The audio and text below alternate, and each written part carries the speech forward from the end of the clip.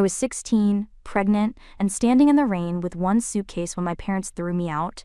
I had nowhere to go except my grandmother's house. She opened the door, pulled me inside, and saved my life without asking a single question. 20 years later, after she died, the same parents who shut me out came back. Not to say sorry, not to see my son. They came for her house and the $680,000 she left me. And when they took me to court, they had no idea who I had become. My name is Alyssa. I am a prosecutor. I stand in courtrooms and I build cases and I speak clearly and I do not flinch. People see me now and they see someone who looks like she was built for this. They do not see the girl who sat on a porch in the rain at 16 with nowhere to go. But she is still in there. She is in every case I take and every door I open for someone who looks like they are about to give up. I need to tell you about my grandmother before I tell you what she left me. Because the money is not the story, she is. Her name was Edith. I will call her my grandmother for the rest of this because that is what she was to me in every way that mattered. Not just through blood. Through showing up. I got pregnant at 16. The boy disappeared the same week I told him. One conversation, and he was gone, like he had never existed. I told my parents on a Sunday evening. My mother was in the kitchen, my father was in the living room. I stood in the hallway between them because I did not know which room to choose. I told them. My mother closed her eyes. My father stood up. He did not yell. He spoke in a voice that was worse than yelling because it was calm and final. He said I had made my choice and now I could live with it somewhere else. My mother did not argue. She did not say wait. She did not say let us talk about this. She walked to my room and she started putting my clothes into a suitcase. As if the container made it more civilized. She zipped it, she put it by the front door, and then she went back to the kitchen. I stood in the hallway holding a pregnancy test and watching my mother return to whatever she had been doing before her daughter's life fell apart. My father opened the front door. He did not say get out, he just opened it and looked at me the way you look at something you have already decided to remove. I picked up the suitcase, I walked out, the door closed behind me. It was raining. I did not have a plan, I did not have money. I had a suitcase, a phone with 12% battery, and a baby growing inside me that nobody wanted except me. I was 16. I was terrified. I did not know what my life was going to look like anymore. I just knew that the door behind me was closed, and the rain was getting heavier, and I had to go somewhere. I walked to my grandmother's house. It was not close. It took me over an hour on foot in the rain.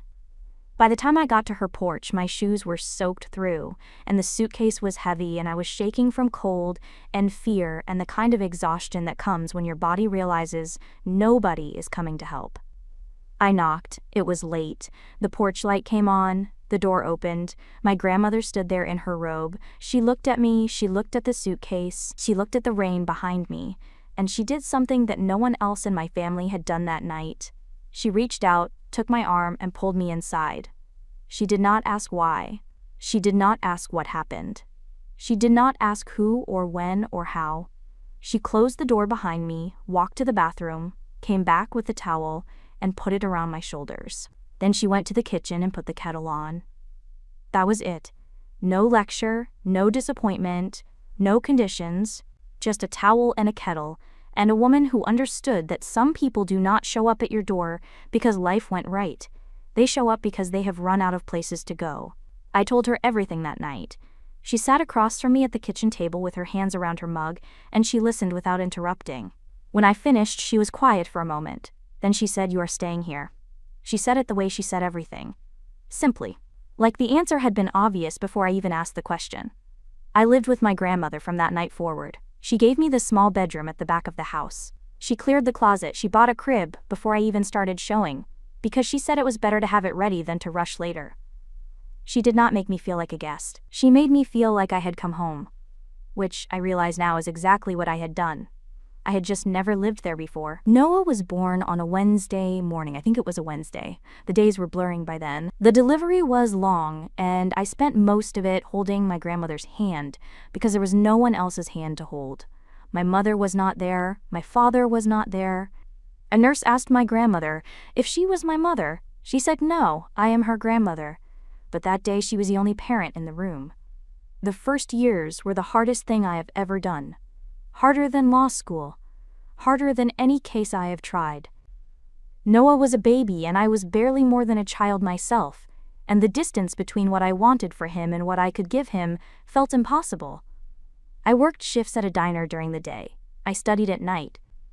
My grandmother watched Noah while I was gone, and when I came home she would hand him to me and go to the kitchen and come back with a plate of food she had kept warm. She never said, "You look tired." She never said, "This is too much." She just kept the food warm and the house quiet and the baby safe. I studied at the kitchen table every night. Law books open, notebook beside them, calculator, highlighters. The table was small, and the light above it was yellow and not bright enough, but it was mine. I would sit there until my eyes gave out, sometimes past midnight, sometimes until the pages blurred and my head would drop. My grandmother had a habit. On the nights I fell asleep at that table, she would come out of her room without making a sound. She would take the blanket from the back of the couch, the soft gray one with the frayed edge, and she would drape it over my shoulders. Then she would set a cup of tea on the table where I would see it when I woke up. She never woke me, she never told me to go to bed. She just covered me and left the tea and went back to her room. I did not know she was doing it at first. I would wake up with the blanket on me and the tea cold beside my books, and I would think it had appeared on its own. It took me weeks to realize it was her. Every night. Without fail. Without a word. That blanket became the most important object in my life, not because of the fabric, because of what it meant. It meant someone was watching. Someone noticed when I was too tired to keep going. Someone cared enough to get up in the middle of the night and do something small and quiet and warm. Nobody else in my life had ever done that. My parents had opened a door and pointed me toward the rain. My grandmother opened a door and handed me a towel. The difference between those two doors is the reason I am alive. I finished school. I got into law school. I graduated. I passed the bar. I became a prosecutor. Every single one of those achievements happened at that kitchen table, under that yellow light, with that blanket on my shoulders and that tea going cold beside my books. Noah grew up in that house. He took his first steps in the living room. He said his first word in the kitchen. He grew tall enough to reach the counter and then tall enough to reach the top shelf. My grandmother watched all of it. She was there for all of it. She used to tell Noah stories at bedtime. I would hear her voice through the wall. She told him his mother was the bravest person she had ever known. She said one day he would understand what that meant. I stood in the hallway sometimes and listened, and I cried quietly with my hand over my mouth because I did not feel brave. I felt like a girl who had gotten lucky enough to knock on the right door. But my grandmother did something else during those years, something I would not find out about until she was gone. Something quiet and steady and invisible, the same way she had done everything, without asking for credit, without needing anyone to know. And when the truth finally came out, the people who had closed their door 20 years ago suddenly wanted back in. Not because they missed me, because of what she had left behind.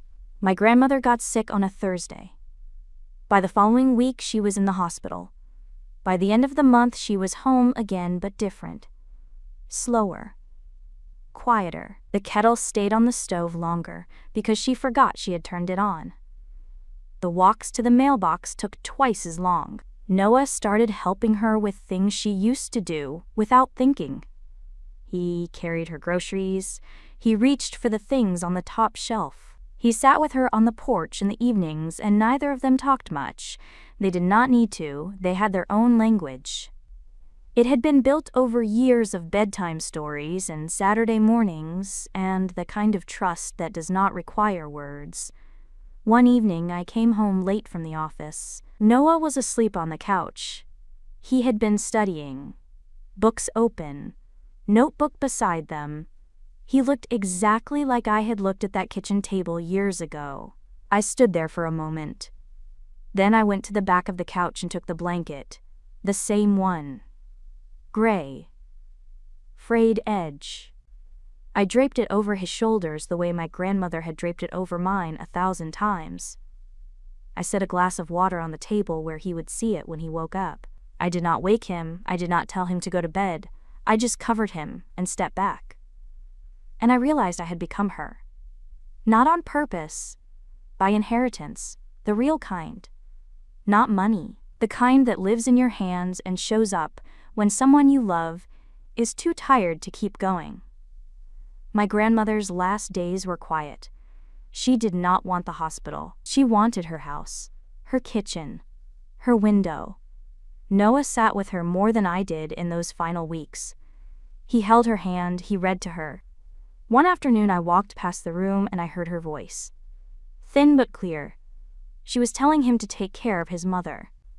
She said the strongest people are the ones who still need someone to put a blanket over their shoulders sometimes. She said, do not forget that. I stood in the hallway with my back against the wall, and I pressed my hand over my mouth, and I cried the way I had cried 100 times in that house. Quietly. In hallways, where nobody could see. She passed on a Sunday morning. Noah and I were both there. The house went still in a way that was different from quiet. Quiet is the absence of noise. Still is the absence of someone. The kettle was on the counter. Her glasses were on the side table. The blanket was folded on the back of the couch. Everything she had touched was still warm with her, even though she was not. After the arrangements were handled, and the days blurred the way they do when grief takes over the calendar, her attorney called me. He said there were documents I needed to see. I went to his office expecting paperwork. A will? Maybe the deed to the house? Something simple. It was not simple. My grandmother had been setting aside money since the year I arrived at her door. Not large amounts, small ones. Consistent. The way she did everything. She had taken a modest inheritance of her own, invested it carefully, and over 20 years it had grown into something substantial. She had also received a small percentage from a family property sale years ago, and instead of spending it, she had folded it into the same account. Quietly. Without telling anyone. The account was in a trust. Named beneficiaries, Alyssa and Noah. I sat in that attorney's office, and I looked at the number, and I could not speak. It was not a fortune that would make headlines. But it was enough to change the shape of our lives. Enough for Noah's education. Enough for security. Enough to know that the woman who had covered me with a blanket every night had also been building a safety net underneath me the entire time. The attorney said she had given him specific instructions. She did not want me to know about the account while she was alive. She said I needed to stand on my own feet first. She said the money was not for rescuing. It was for making sure that if I ever needed a floor to land on, it would be there. I drove home. I sat at the kitchen table. The same table. The same yellow light. I put my hands flat on the surface, and I thought about every night I had sat there with my books and my highlighters and my exhaustion. Every night I had fallen asleep and woken up with a blanket on my shoulders and cold tea beside my notebook. She had been building two things at once. My strength and my safety net. She let me feel the first one. She hid the second one until I was ready. I told Noah that evening. He listened. He did not say much. He looked at the kitchen table the way I had looked at it an hour earlier, like he was seeing it for the first time even though he had sat there his whole life. Then he said she always told me she was taking care of us. I thought she just meant dinner. I almost smiled. Almost. Then the phone calls started. In a town that small, nothing involving a lawyer's office and a family property stays quiet for long. Word had already started moving through the extended family before I even drove home from the attorney's office. My mother called first. I had not heard her voice in years. She did not say hello. She did not say, I am sorry about your grandmother. She said she had heard about the account. She said the family property sale that funded part of it had involved assets that belonged to the whole family. She said she and my father had a right to a portion of that money. I listened the way I listen in court. Without expression. Without interruption. When she finished, I said there is nothing to discuss. What they were calling family money had been my grandmother's legal share for years. Once it was hers, she had every right to place it wherever she chose. The account is in a trust with named beneficiaries. It is mine and Noah's. She said that is not fair. I said you put my clothes in a suitcase when I was 16 and opened the front door while it was raining. You can talk to me about fair when you have stood in that doorway and thought about what you did. She hung up. I put the phone down and I realized my hands were shaking. not from fear, from something older. The sound of her voice had taken me back to the hallway, just for a second. Then it passed. My father called the next day. His voice was calm. The same calm that had pushed me out the door 20 years ago. He said they were not trying to cause problems. He said they simply wanted what was rightfully theirs. He said the property sale proceeds should have been split among all family members. He said if I did not cooperate, they would take it to court. I said then take it to court. He was quiet for a long time. I do not think he expected that answer. I do not think he knew who he was talking to. The last time he had spoken to me, I was a pregnant teenager standing in his hallway with a suitcase. Now I was a prosecutor who had spent 15 years in courtrooms watching people lie under oath. He did not know that. He had not been paying attention. They filed. The court date was set. My parents hired an attorney who argued that the family property sale proceeds had been improperly allocated and that the trust did not reflect the original intent of the family assets. My attorney responded with 20 years of documentation, bank records, investment statements, my grandmother's written instructions, her letters to her attorney, a clear, consistent paper trail showing that every dollar in that account had been deliberately and legally placed there by a woman who knew exactly what she was doing and exactly who she was doing it for. The morning of the hearing, I put on my suit. I looked in the mirror. 20 years ago, I had stood in front of a different mirror in a different house and watched my mother pack my suitcase. Now I was standing in my own house putting on the clothes I wear when I go to court. Not as a defendant, as someone who belongs there. Noah drove with me. He did not have to come. I told him he could stay home. He said he wanted to be there. He sat in the back of the courtroom, quiet, still, watching. The way my grandmother used to watch, present without performing. There because he chose to be. My parents were already seated when I walked in. Their attorney glanced up as I came in, then paused. "Good morning, prosecutor." That was when my father turned fully toward me. I had not seen them in 20 years. My mother looked older, in the way people look older when they have not been part of your life long enough for the change to feel gradual. My father sat upright, controlled, the same posture he had the night he opened the front door. They looked at me. I could see it in their faces. The recognition, not of my face, of who I had become. The girl they had put outside in the rain was standing in front of them in a courtroom, wearing the same authority they had never given her. They were seeing their daughter for the first time. And they were 20 years too late. The hearing lasted less than 2 hours. It felt longer. My parents' attorney argued that the proceeds from the family property sale should have been distributed among all living relatives. He said my grandmother had no right to redirect those funds into a private trust without consultation. He spoke confidently. He had charts and timelines and a version of history that sounded reasonable if you did not know the people involved. Then my attorney spoke. She did not raise her voice. She presented the documentation the way I do when I build a case. Bank records showing 20 years of small, consistent deposits. Investment statements showing careful growth. My grandmother's written instructions to her attorney, dated and signed, explaining her intentions clearly. She had written that the money was for Alyssa and Noah. She had written that she started saving the year her granddaughter arrived at her door. She had written that nobody else in the family had contributed to the account or to the 2 people it was meant for. She had written one more thing. She wrote, "I am leaving this to the ones who came." My parents' attorney tried to argue that my grandmother had been influenced, that I had pressured her, that a 16-year-old who showed up pregnant at her door had somehow manipulated a grown woman into redirecting family funds. The judge looked at the documentation. He looked at the 20-year timeline. He looked at the letters. Then he looked at my parents' attorney and asked if he had any evidence of undue influence beyond the assertion. He did not.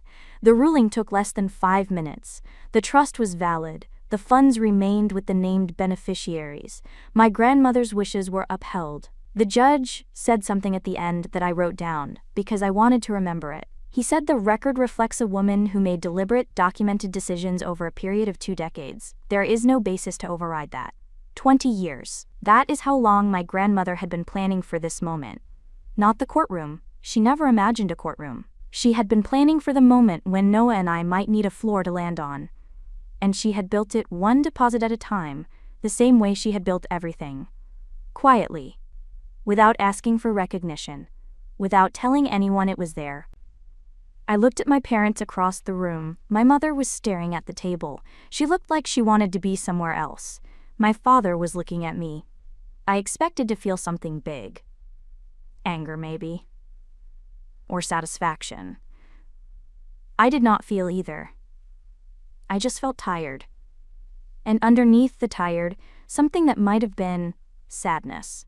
Not for what they did. For what they missed. 20 years of Noah. 20 years of the kitchen table, and the blanket, and the tea. They missed all of it. And they were sitting in a courtroom, trying to take a piece of the only person who had not. I turned around and looked at Noah. He was sitting in the back row. He gave me the smallest nod. Just a tilt of the head. My grandmother used to do that when I came home late. It meant, I see you, I am here. We stood up. We walked toward the door. My parents stayed seated for a moment. Then I heard footsteps behind me.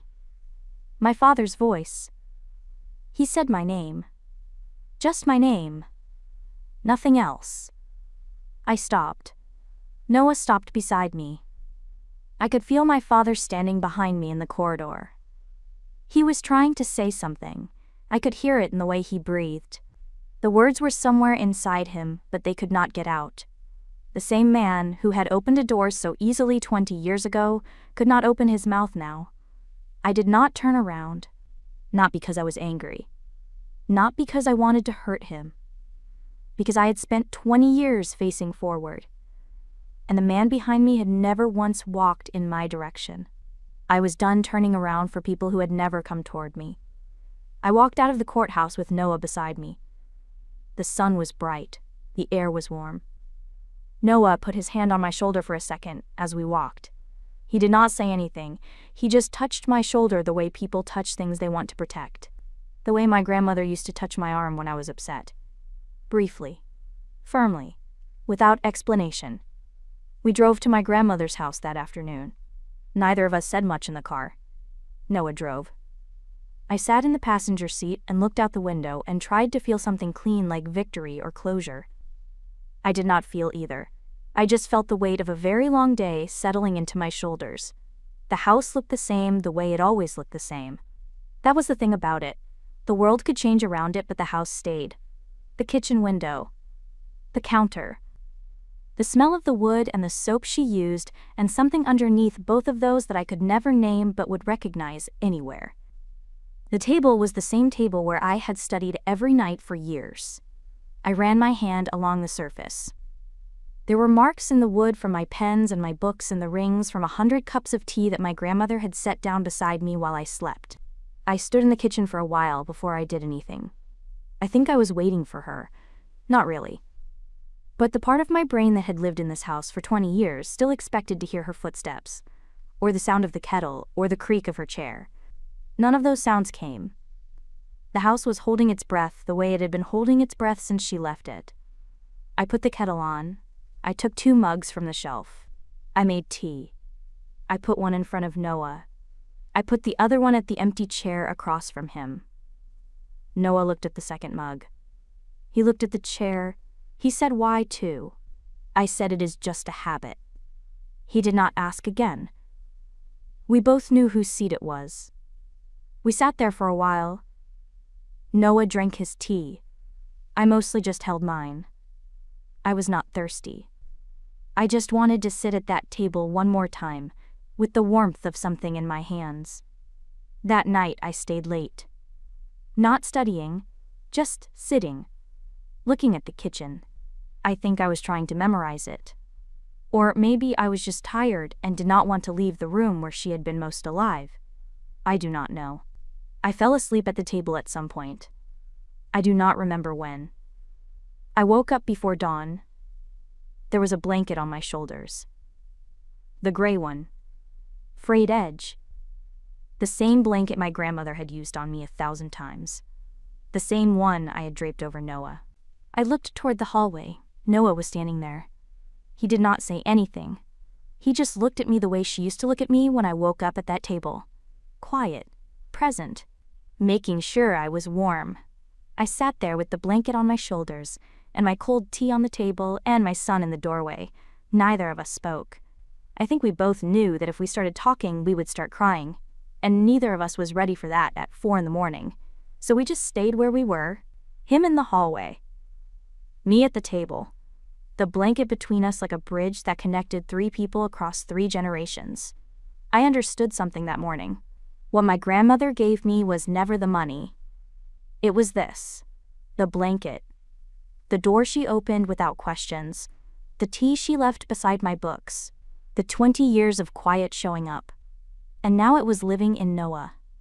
In his hands. In his doorway.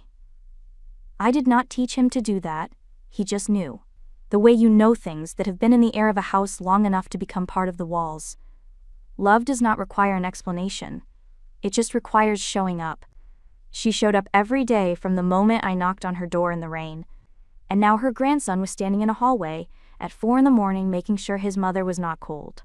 That is her legacy. Not the trust, not the courtroom, the blanket. I still make 2 cups of tea some mornings, one for me, one for the chair.